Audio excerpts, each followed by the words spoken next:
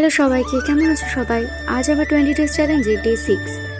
ওই সকাল 10টার দিকে কুরুক্ষেত্র জাংশন থেকে হরিদ্বারের ট্রেন ছিল।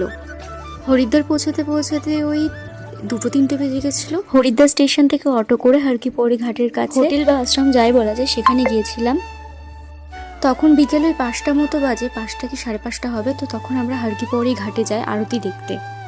আর ওখানে ছিল এত ভিড়, প্রচণ্ড ভিড়। আর যেখানে ফার্স্টে আমরা যেই সিঁড়িটার উপরে দাঁড়িয়েছিলাম, তো সেখানে সবাইকে দাঁড়াতে দিচ্ছিল না, তো যাওয়া আসার জন্য তো নামিয়ে দিয়েছিল। তারপরে নিচে ঘাটের পাশে গিয়ে বসেছিলাম।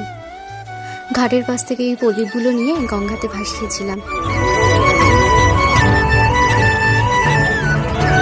তারপরেও কিছুক্ষণ অপেক্ষা করতে হয়েছিল, কারণ তখনই আরতি শুরু হয়নি। আরতি শুরু হতে প্রায় 7টা বেজে গিয়েছিল।